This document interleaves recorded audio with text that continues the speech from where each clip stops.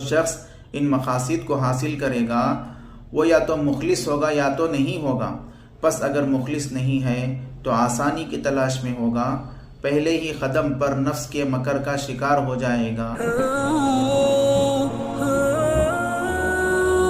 अस्सलामु अलैकुम वरहमतुल्लाहि वबरकातुहू। हज़रत माशाल्लाह आपका बहुत बहुत शुक्रिया। हमारे नाज़रीन को जो हैं छोटे छोटे सवालात से जो जवाबात जो किताबी मिल रहे हैं, इससे भरपूर फ़ायदा हो रहा है। आपसे अदबन और गुजारिश है कि आप ये बताएं कि वो कौन सा काम है जो तरीक़त में लाजमी तौर पर करने होते हैं।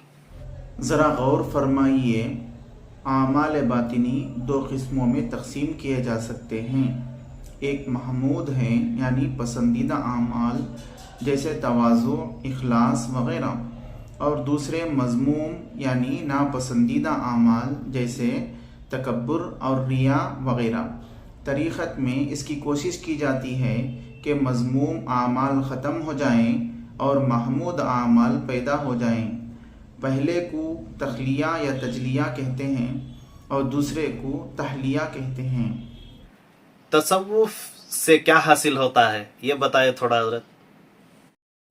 ज़ाहिरन दो किस्म के समरात इससे हासिल हो जाते हैं। नंबर एक, बंदे के दिल की दुरुस्तगी यानी महमूद आमाल के लिए दिल का तैयार हो जाना और नफ्स का रज़ाइल से पाक हो जाना। दूसरे लफ्ज़ों में बंदा फिल हकीकत बंदा बन जाता है। नंबर दो, अल्लाह ताला की तरफ से बंदे की कबूलियत यानी बंदे का अल्लाह वाला बन जाना, इसी को उसूल कहते हैं और इसी को निस्बत कहते हैं। क्या उसूल इख्तियारी है? नहीं, ये अल्लाह ताला के फजल पर मौकूफ़ है। अल्लाह ताला जिसे चाहते हैं उन्हें अता फरमाते हैं। अगर ये इख्तियारी नहीं तो हम इसके लिए कैसे कोशिश कर सकते हैं, ये भी बताइए। अच्छा, ये और मौके का सवाल है, लेकिन जवाब ज़रा गौर से सुनिए। हम जानते हैं कि जन्नत में दाखिला अल्लाह ताला के फजल पर मौकूफ़ है, आमाल पर नहीं, लेकिन फिर भी हमें आमाल का हुक्म दिया जाता है। जैसा कि ज़ाहिर है अल्लाह ताला का कोई हुक्म बेफ़ायदा नहीं है, इसलिए हमारा काम अमल करना है, नतीजा खुदा के हवाले है। तो जिस तरह बावजूद इसके कि जन्नत में दाखिला अल्लाह के फजल पर मौकूफ़ है, हम इसको अपने लिए मकसद समझते हैं और इसके हुसूल की कोशिश करते हैं। इसी तरह हमारा काम बातिनी आमाल की दुरुस्तगी है जो इख्तियारी है और इसका हुक्म है, लेकिन इस पर निस्बत का हासिल हो जाना अगरचे गैर इख्तियारी है, लेकिन हम अल्लाह ताला के फजल के भरोसे पर बिला चूं व चरा अमल जारी रखेंगे। अल्लाह ताला की जब हिकमत होगी निस्बत अता फरमा देंगे। हज़रत, आपने जिन चीज़ों के बारे में फरमाया कि वह तसव्वुफ से हासिल होते हैं, या महज तसव्वुफ की किताबें पढ़कर इन मकासद को हासिल किया जा सकता है या नहीं? आलम इम्कान में तो है, लेकिन तजुर्बे से यही बात साबित है कि ऐसा बग़ैर किसी की रहनुमाई के इंतहाई मुश्किल होता है। एक शेर है, बेरफ़ीक़े हर के शुद्ध दर राह इश्क, बेरफ़ीक़े हर के शुद्ध दर राह इश्क, उम्र बगुज़िश्त व नशुद आगाह इश्क।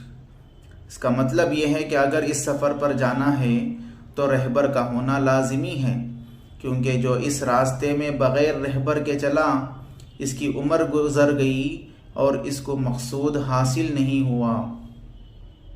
जो शख्स इन मकासद को हासिल करेगा वो या तो मुखलिस होगा या तो नहीं होगा। बस अगर मुखलिस नहीं है तो आसानी की तलाश में होगा, पहले ही कदम पर नफ्स के मकर का शिकार हो जाएगा, क्योंकि यह रास्ता ही नफ्स की तरबियत का है और तरबियत में जो तो मुजाहिदा होता है और मुजाहिदे की नफ्स मज़ाहमत करेगा, इसलिए ये कभी मंजिल मकसूद पर नहीं पहुंच सकेगा। दूसरी तरफ अगर ये मुखलिस है तो इखलास की वजह से अपने नफ्स के मकर से बचने के लिए अपने लिए मुश्किल रास्ता चुनेगा, इससे मुजाहिदा तहम्मुल से बाहर हो जाएगा। یا تو وہ اپنے آپ کو اس قابل نہ سمجھتے ہوئے اس راستے کو خیرآباد کہہ دے گا، یا پھر اس کو ایسی جسمانی تکالیف پیش آ سکتی ہیں جس سے خود بخود اعمال ساخط ہو جائیں گے، بس دونوں صورتوں میں محرومی ہوگی۔